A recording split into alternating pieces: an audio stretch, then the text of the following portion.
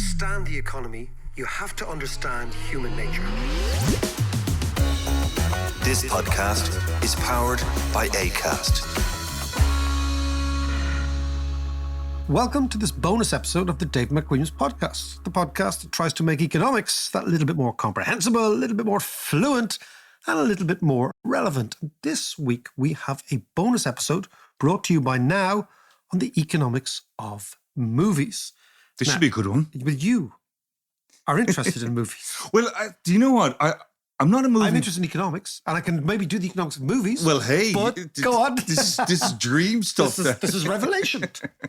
No, I am not a movie buff, but I am a movie lover. And Ooh. my daughter, on the other hand, is a movie buff. Yeah. Knows the inside out and backwards of every movie, right back to the beginning of time.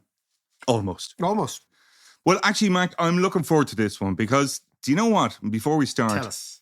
when it comes to movies, Now has you covered because Okay, it has go on. all the Christmas movies and the latest movies. They've got the likes of The Batman, not Batman, The Batman. Yeah, like the COVID.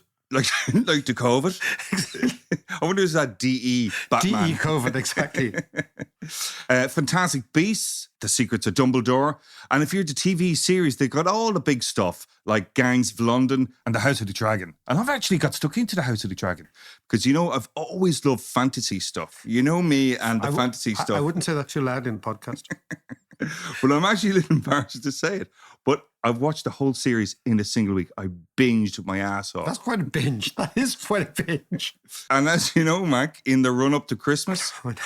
my favorites are back in vogue, like Elf and The Polar Express, which I absolutely love. I genuinely love it. It's absolutely brilliant stuff. I actually found it quite scary, the Polar Express.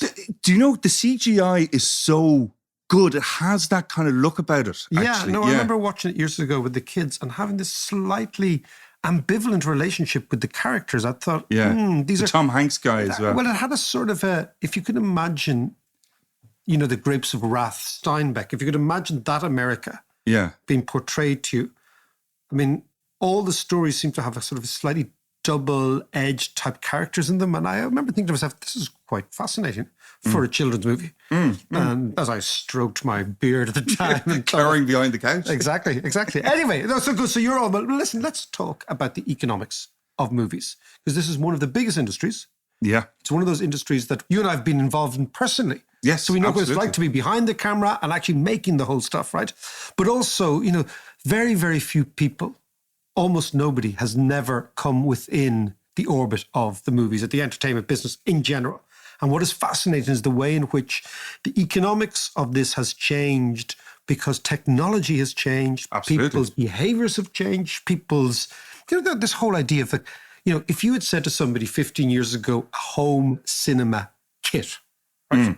I wouldn't have, well, I still obviously don't really realize what it is, but I mean, a home cinema kit, you know, that people have changed their entire watching habits. We used to go to the cinemas. We're not going in that much anymore. People are streaming. People, you know, so it is, it's. And you coming out with your big telly. Oh, my big telly is fantastic. What is it, 54 foot or something? It's just the size of a small housing estate. It's amazing, right? And I used to be watching, like, basically off my computer. Yeah. So I've gone The from a squinty laptop. eyes. Yeah, I've gone to a laptop to this big, huge yoke. You know, it's mental. And of course, the timing was just perfect for the World Cup. Exactly. But I haven't graduated now to watching movies on it just yet. Well, If I do, then I will turn into you. I will have an encyclopedic knowledge of... Yeah, but on that size TV, if you watch the Polar Express, you'll freak the... Take a few edibles and watch the Polar Express. You mean popcorn? Popcorn, yeah. Exactly. But John, the economics of the movies, it's fortuitous that we're discussing this now, because last night I was reading one of the great books of the 20th century is a book by Thorstein Veblen, right, who was an American. Doesn't sound American. No. Sounds Danish or something like this, but he was American. It's called The Theory of the Leisure Class, right? And it was written at the end of the 19th century, the beginning of this century, published and republished. And it's about what people spend their money on.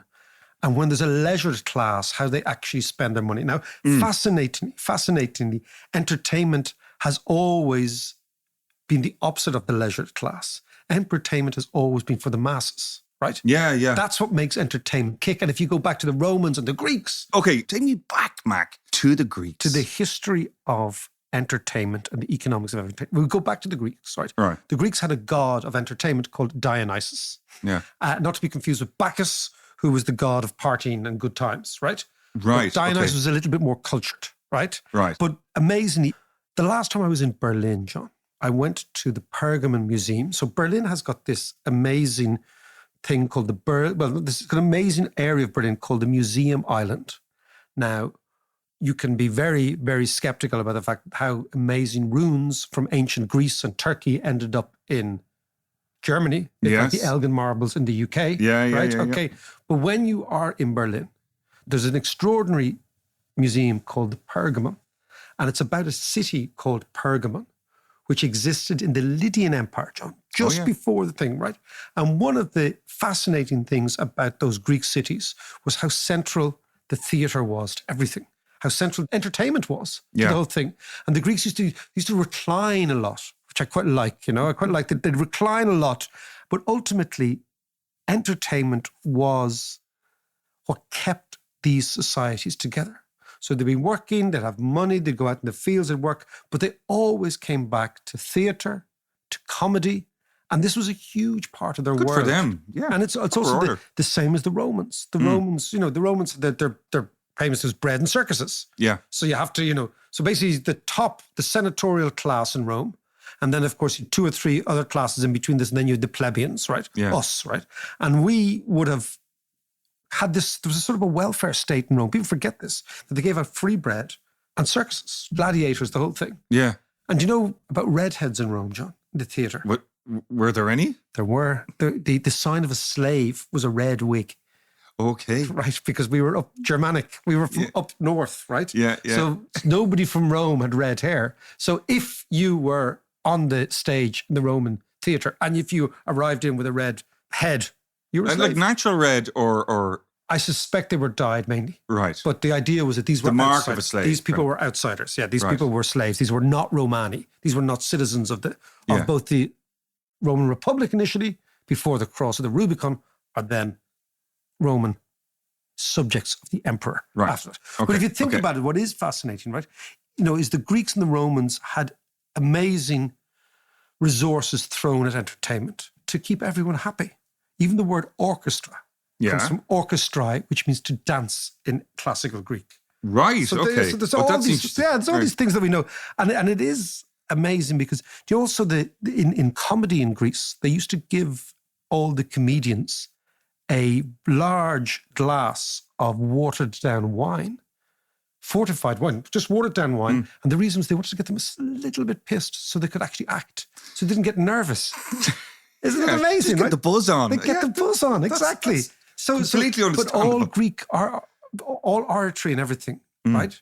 They actually had a slight little buzz on them. Yeah. They could just get up and do their thing. That's like us going out and doing the live shows. That's it. Yeah, but we have a big buzz on us going.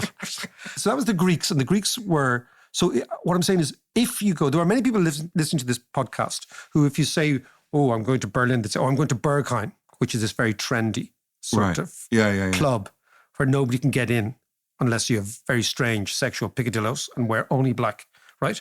But if I were you, I'd go come with me to the So what's it like, Mac? It's really, really good. It's really good. You can't bring your phone. It's really, really good. So if we're going to our trip to Berlin, John. Yeah, looking forward and to we're it going now. to our boys' trip in Berlin. We are not going to Berghain or Kit Kat, which is the other club. Right. Or many other clubs. We are going to the Pergamon Museum in order to study Fantastic. the economics of entertainment. So the thing is then, if you think about the economics of entertainment, it's been ever thus, right? Shakespeare, all the great playwrights, all the great theatre, and then, as you said, the opera. Yeah. 100 years ago, the opera was the amazing. Well, opera was the opiate of the masses for many Yeah. people. No, and the reason why I chose opera is because opera is seen now as a very kind of hoity-toity kind of Yeah. entertainment. elitist thing. Yeah. And lots of it's really brutal as well. oh, it's awful. I can tell you, People years disagree with ago, that. I was working for UBS, the Swiss bank, Yeah. and I had to go to the Wexford Opera Festival, Oh, yeah. right? Yeah. With these Swiss lads who were into opera. And I went to some Jesus opera, right? That lasted for about 3 hours. And the wife of the head of the Swiss bank, this is one of my many reasons for Just not getting imagining on you well there. in that bank. she said gleefully, "It's amazing. This opera has not been played for about 17 years." And I said, "I'm not surprised." Well, it didn't go down very well. Awful. Yeah. But I'll tell you something about technology, and this is what I want to get onto about, right? In Italy, around the time, and we're going to talk a little bit about Joyce as well, around the time of the gramophone record, so about 1910, 1911, there were many thousands of opera singers who used to make a living singing in villages and towns. Yes. Like a traveling salesman. You'd be a traveling opera singer. And you'd have a pretty decent fan base, and you'd come in, and if the people didn't know you, they'd know that if a promoter was putting you on, you could do it. You could earn your corn. Amazingly, as soon as records came in, and as soon as you could record music, the number of people making a living out of opera singing collapsed, because the very best opera singer, so there was always like sort of a bell curve of opera singers, okay? Yeah. And everyone was around the middle, and then you had really brutal ones out here, but then you had a couple of really amazing ones in the long tail out here. Once recording came in, people stopped going to listen to them because the best opera singers, the Pavarottis, were recorded. And what happened is all the resources and all the money went to that one person. So in effect, opera went from being a business that employed many hundreds of singers to a business that employed one or two. And they got all the goodies. And it's what they call in economics, the winner takes all effect. Yeah. And you see this in lots of things, and particularly now in movies as well. If a big movie star is signed up for a movie, the chances of that movie doing extremely well are very, very high. It's always sold off the back of the big star, isn't it? Yeah. Not only does it illustrate the winner takes all thing, but it's also Schumpeter in action there. Of course it is. And that has happened many times in the development of the movie and entertainment industries. Well, it's interesting with Schumpeter, because Schumpeter always arrives on the scene with technology. Yeah. Let us sitting on the wings of technology is our Joe Schumpeter. But also, a fascinating thing about movies is the story of James Joyce and the cinema. Yeah. Right? We won't go over it because we've done it before, but it is a fascinating insight into what happens when a technology combines with entertainment to change an industry.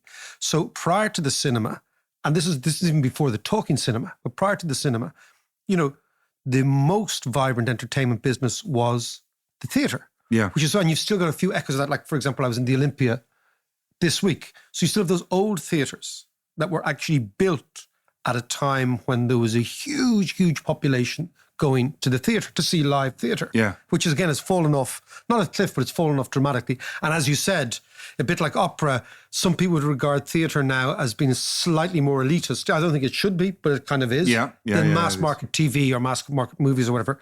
But it's fascinating, again, to see what happens when technology and money come together. And this is the story of streaming. This is the story of Now TV. It's the story of all sorts of change in the entertainment business. That Joyce is sitting in Trieste, and Trieste has 28 cinemas in 1905, right? 28? 28. To a population of what? About 200,000. Wow. Yeah. That's incredible, actually. But cinemas opened 24/7. Isn't this an amazing thing? They opened 24 hours, 7 days a week. Was there enough material, There content? was and this is the whole thing. This is exactly streaming now. What happens is you get this change in behavior, which is the cinema. Yeah. You get this huge surge in demand where people are fascinated. They've never seen CinemaScope before. They've never seen people on screen. So you get this huge increase in demand. What happens is all the really good actors say, hold on a second, I'm going to become a TV actor or a cinema actor. And you get this massive oversupply of content, right? Okay, You get right. an oversupply, which is exactly what's happening now. Yeah. Right? There's content everywhere. So you get an oversupply of content because people feel that the demand is what they call in economics infinitely elastic. So that the demand is going to be constant, but it doesn't end up that way. So, but at a certain moment, what you saw in Trieste, before James Joyce got the idea of opening the Volta Cinema here, was that the cinemas were 24/7 affairs. That there was enough content, some of it good, some of it bad, and people hadn't understood or begun to appreciate almost the grammar of their behavior. right? How do you mean? Well, that you shouldn't really be going out in the middle of the night watching movies, right? That's at a certain stage it changed, right? Right, okay. And you know the way people think that here in Ireland, our licensing laws were all a reflection of the fact that in Britain, because we were part of the British Empire in the First World War, Yeah. that all the workers were getting locked. And therefore they actually changed the licensing laws to 10:30 on a Sunday and quarter to 11 on a normal day, right? Something like that. Because the idea yeah. was that all the paddies and the Brits were getting locked. The munition factories were actually clogging up with drunk workers. Right, okay. That's why our licensing laws are so Yeah, yeah, weird. yeah. But the other thing that people were going to is they were going to the cinema. And the cinemas were playing all night. So in order to actually get people to go to bed and not be out in the cinema, they actually changed the licensing laws. So people go for a pint and then go to the cinema Yeah, yeah. in the middle of the night. Do you remember we used to do that? Slide aside. Remember we used to do that? There was that, I don't know how long it went for. It seemed to go on for months, but when Stop Making Sense used to play in The Ambassador. The Ambassador. And we'd go for a bunch of pints and then we'd all go up to Stop Making Sense, the movie by Talking Heads. Yeah. And we'd all go up there and the place would be jammed at midnight or whatever. Everyone dancing in the aisles. Absolutely. And It also, John, prompted an extraordinary bad imitation of lads from Dublin pretending they were David Byrne in a big suit. the big suits. Doing this sort of stuff, which didn't really work. Because there is only one David Byrne, okay, and you can't be David Byrne. Yes, this is memories from the late 80s. I think late 80s. Late 80s. Yeah, of definitely. Stop Making Sense. But again, that's a very good example. Yeah. So David Byrne takes a live Talking Heads gig, puts it on screen, and away you go. It's genius. changes. It was a changes. genius piece of marketing. Yeah. And from the ambassador's perspective as well, to actually put it on. Yeah, no, absolutely. And Know again, your audience. what it did was it actually gave you a club vibe late at night Yeah. that cost the cinema nothing Yeah. to put on. And we thought we were all members of kind of an indie band from Boston. Kind of Boston, New York, sort of neck of the tri-state area, which is that great American thing of you don't know where people are from. You say, from over there. But so if we get on, so there's always been, entertainment has always been about behavior, of course, disposable income. This is the key thing as well, that what you're seeing around the beginning of the 20th century in Europe is a weird thing called disposable income that people hadn't had before. So then they begin to say, what are we going to spend it on? This is when the invention of the teenager in the 1950s and 1960s in America, you get this huge explosion in popular television in America, coincident with the emergence of the teenager, which was the first time that people between the ages of, let's say, 12 and 18 had something called disposable income. And of course, what you see now around the world is this extraordinary fusion of increased disposable income, increased technology, all of which is making cinema and the cinema experience much more accessible to all of us at a time, and this is the key thing, when the platform on which we're watching has changed. You know? Yes. So the idea that we, for example, would have gone to the cinema in Dunleary, the Forum Cinema in Class 2. Long gone now. Long gone now, right? But we would have gone there on a Friday night or Saturday night to go to the cinema. Yeah. Imagine trying to explain to our children that this was one of the very few forms of entertainment around. For teenagers, absolutely. Because you couldn't go to the pub or whatever. So now you have you've streaming, right, which is the huge one. Okay, Mac, I'm interested in the figures of this, though. Like, what are the numbers around this? They are enormous, right? In 2021, right, the movie industry, so it's theatres and this home entertainment carry-on, right, was $99.7 billion. So $100 billion, right? And if you put pay TV on that, $100 billion. $100 billion dollars, right? And if you put pay TV on this, right, that's $328 billion. I mean, these are huge, huge industries, okay? And of course, the value of the companies involved in this business is multiples of the annual revenues of this business because they own the IP, they own the intellectual property, which makes a huge, huge difference, you know? So, I mean, you have this extraordinary thing. You've got streaming, which came in around 80 billion. Yeah. Streaming alone, right? And that's a brand new industry. Like when I say brand new, it's in the last, 10, 15 years, it's only come into its own. But it's a massive new industry out of nothing. Yeah, out of nothing. And again, it comes from technology. Exactly. It comes from technological change. I mean, you experienced what happened in the music industry. Well, that's exactly during the it. streaming period. Yeah. And the correlation between technology disrupting the music industry and disrupting the movie industry is very similar in that as technology became very readily available and cheap, music changed. And gone were the days of having to go into a studio and all that kind of stuff. And you had all these guys in their bedrooms knocking out dance music. Hence, dance music took off, hip hop took off. Similarly, when the digitization of the movie industry, you know, CGI became much easier to do, much cheaper to do. And that changed a lot of the styles of movies that started being made. Yeah, no, absolutely. And I mean, what you see also is merchandising. This always amazes me. Yeah. This is a huge part of the business. I had no idea of this, but I can imagine you in a Batman suit. I know. That's about Jimmy Jammers. When you're not in your Marvel Batman suit, or is it a Spider-Man suit, or whatever it is? Actually, if of all the superheroes, it's Spider-Man that I'd want to be. Is it? Oh, definitely. Climb up the side of buildings. Yeah. Would you not? Don't start. Let yourself go, Mark, once in a while. I want to be Messi, not Spider-Man. Okay? I'm going to have to play football. Therein lies the difference between me and Mark. I'm going to have to play football tonight. I think I can thread the ball through with my educated left foot, and then actually I'm just putting goals on I'm the just trying top. to spin webs, man. Toy Story. 1, 2, 3. Okay, the three of them made 10 billion in retail sales of merch. That's incredible, actually. Huge amount. Marvel Cinematic Universe, something you would like. Another 10 billion in theatrical sales. However, the merch sales of this were 41 billion. So the merch was 4 times more than the bloody box office.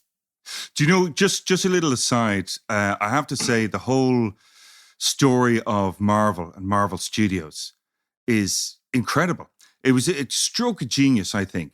Where Marvel was around Comics, since, so the comics around since the 50s and 60s, and they created all these, the Spider-Mans and the blah, blah, blah, blah. So comics obviously were dying over the years, and all those kind of characters were kind of a little bit passé until Stan Lee, the guy who's behind the whole thing, decided, do you know what? Maybe we should make some movies. And they switched the whole focus of Marvel into making movies and create this massive franchise. Was that $10 billion worth? Was that the Avengers? Was that Marvel? That was part of the Marvel. Yeah. I went to see that and I can never get that time back. It was awfulness. But I went into Savoy in Dublin, which is a great cinema. Yeah. It's so big. Yeah. But I mean, that sort of stuff. No, but Mac, you see, we're so different on this. I love all that kind of stuff. You do. I love the CGI of it. The stories are just fun. They're just fun. You know, that's all they are. Bit of action, bubblegum movies. That's what they are. But it's pure entertainment. It's pure bread and circuses. It is bread and circuses. That's all it is. As a member, So don't take it too seriously. I won't Mike. take it too seriously. You're all a bit too highfalutin. But you know, the difference, what you and I can probably add, as opposed to just consumers of movies and looking at the economics of it. And the economics is fascinating because what always happens in a change in behavior and a change in technology is a massive, massive boom in the business. And you get huge amounts of money flushing into, like, for example, Hollywood. Yeah. In Ireland now, you've got an explosion in the amount of studio space. Yeah. There are lots and lots of studios. Which is great. And this is exactly what happens. You had a huge amount. And of course, some of those will work in the Schumpeter sense, and some of them will not work. But this is based on, let's just look at the Irish movie scene for a moment. Yeah. The Section 481, that was a big boon to the whole industry. When did that start? That started a long time ago. It started, I think, in the 70s or even the 60s. So Section 481 is a tax scheme whereby, so most movies don't make any money, right? And number one. And number two, in Ireland and all over the world, particularly in non-American, not in North America, people feel rightly that cinema is part of our cultural expression. It's part of what makes us, and it's part of our voice. So it comes under the Culture Ireland sort of idea. And obviously what happens when you're making movies about small idiosyncratic stories, they usually always fail at the box office because you're competing against your bloody Avengers, right? Okay, which is fair enough, right? So the state all over the world, like all over every European country, almost every country, has come up with supports, financial supports. And our one is a thing called Section 481. And what that does is you can say, like, for example, let's say we have a movie, the movie costs, let's say, a small budget movie in Ireland, 5 million to make, right? How do we raise money for that? What we do is we go to reasonably well-off people who have tax bills to pay. And they have a choice. They can either buy an apartment in town and get a tax break on that. Do you remember all those apartments years ago? Yeah. They can buy a car park, or one of the other options is they can buy an exposure to a movie. Yeah. So what happens is they then give the 50 grand, let's say, to the movie producer. The movie producer gives them a tax rebate of 25 grand. So the 25 grand that was going to go for tax goes to the movie. And that's how the industry sustains itself. It's a really good idea. And it sustains itself all the time. And I mean, this is something without that, the Irish cinema industry would be gone. And the reason I know a bit about this is because I make a lot of documentaries here. Yeah. And when you make documentaries here, you realize that the vast majority of cameramen, sound women, camera women, directors, writers, script writers, all that gorgeous trade live off reasonably meager opportunities in the movie industry. Well, they're all freelancers, so they only survive from job to job anyway, which is a tricky. I mean, that's what both of us are in. Yeah, but that's the nature of the game. So Section 481 is really important because what it does do, it funnels a certain amount of money that would otherwise be going to, let's say, car parks into something like movies. And I can tell you, Anthony Bourdain wrote Kitchen Confidential. Yes. And I think the opening lines, great book, right? The opening lines was about the camaraderie within people who work together in kitchens. And he said, I think it was like, I trust the guy beside me in the kitchen with my wife, my drugs, and my money. And I won't trust, okay, I think that was the opening line, okay? But it's the same thing making documentaries, because the thing about making TV or making movies is you work incredibly hard. You tend to travel together in a van from location to location, right? Yeah. So there's lots of time for just chit chat. There's lots of time for chit chat and laughs. And what keeps teams together is humor. Yeah. It's really good fun because the money is never good. Yeah. Right? You're always working for about the minimum wage. When you actually, if you were to look at it over the amount of hours you spend, and you spend a huge amount of hours in the field, like, what people who don't make cinema or don't make TV don't realize is you shoot for hours and hours and hours to get one good shot.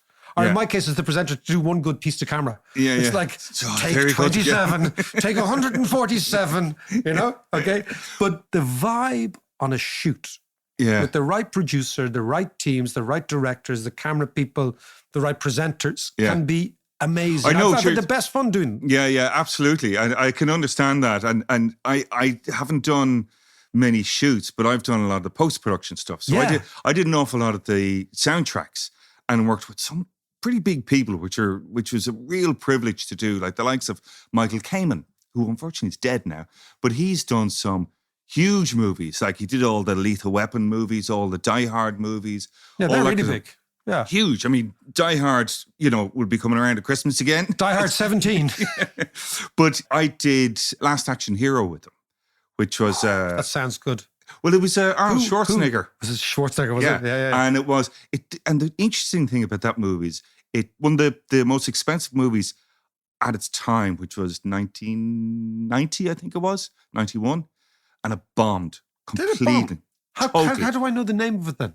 Because it bombed initially, it became a cult movie over time. And so it just garnered this other sort of... Absolutely. And dug out its support in a way. Yeah. So it made back its money. I think it made back its money over time. It's interesting because the last time I was chatting to Matt Damon, my mate Matt, okay? Yeah. But he was at the book festival, the Dalkey Book Festival. Yeah. And I was talking to him about, while so many movies can look the same now, right? And he was saying that basically that a movie needs to absolutely garner every single eyeball it can get at the box office in its first 2 or 3 months. Or even first weekend. Yeah, the first weekend is always a big one. First weekend, but so it has to hit. So basically what happens is that a lot of the directors, but particularly the producers, are obsessed with minimizing the risk of having a Last Action Hero, having a flop. But what he was saying is that in the past, movies could find their audience, right? Because maybe as well, the main star's fee wasn't so huge, so they had time to find. They'd find their audience, and over time, that would actually allow a different style of movie to breathe. So you didn't have homogeneity, you had diversity in movies. Now, what would be quite interesting, now, given streaming, given all these other opportunities to watch cinema, is whether or not you'll see more risks being taken in movies. So, for example, in Ireland, I don't know if you've noticed this, there's been quite a few really interesting and quite successful Irish language movies. Oh, yeah. Over the last while. The big one this year was on Colleen Kuhn. I don't know if you saw it. So Colleen Kuhn is based on a book by Claire Keegan. Claire Keegan is an amazing writer. She's been nominated for the Booker Prize for a book called Small Things Like These, which is unbelievable. Very short, very brilliant. But she also wrote a book called Foster. And that was taken by... Oh, yes, that's familiar. Yes, and that book was taken by a few Gaeilgeoirs, and they put it on Colleen Kuhn, which is the story Gotcha. of a young girl. Yeah. The quiet girl. She's very, very quiet. She's traumatized, right? And what you see now is this increase now in diversity. So maybe what has happened, and that feeds back into your 481 thing of financing sort of rather more eclectic movies. Yeah. Because cinema is an art form, right? Like you don't have to get all completely arsey and beard for strokey, sure. but it's an art form, and therefore it has a spectrum. And therefore what you're going to get is you're going to get new movies, new directors, new producers, new scriptwriters coming through. And what Damon was making the point was that maybe with streaming, you will get this increase in diversity, and therefore you'll get a much more Schumpeterian ecosystem. Because what is unhealthy, what is definitely unhealthy, is that if everybody's going for the 2-week box office hit at Christmas or Midsummer or whatever it happens to be, what you will do is you'll just get an extraordinary monoculture, as we talked last week, in movies, right? And that will be the death knell. Because what keeps any industry going is not the people who turn up to see Man United in Old Trafford. It's the millions and millions who watch Man United on streaming TV. That's what keeps them going, right? So it's the same thing as any sort of thing. So it will be interesting to see, John, if you look at the future of cinema, right? We know, for example, the Cineworld, which had 500 cinemas in the States, closed down, went bankrupt, right? So people aren't going out to the big breeze block cinema anymore to the same extent. But streaming is coming through. Everybody has a telly. Streaming platforms are coming through. Some of us have big tellies, even in our new incarnation. Has computers. Who have computers, and you're getting a whole different thing. And I mean, what I've noticed, because I've just made this kind of small, we're just finishing the documentary in Lebanon, and it's been really fascinating to do. Everyone on the shoot is busy, and that's a really good sign. So basically, if you're looking for an editor, if you're looking for post-production, if you're obviously looking for a cameraman, camerawoman, sound, whatever, a good team of runners, a good team of producers, and you're in Ireland and you make a few calls and everyone puts their hand up and saying, yeah, I can do it, then you know the industry's on its knees because everyone's free. Right now in Ireland, everyone's busy, and that's a great sign. And just before we go, we'd just like to thank Now for sponsoring this episode. Now has you covered with the latest blockbusters, including The Batman, Fantastic Beasts, Secrets of Dumbledore, House of the Dragon, and Gangs of London. It's that time of the year again. Stream festive movies and the biggest series with Now Cinema and Entertainment membership. And if you grab that plan now, it's half price for 6 months.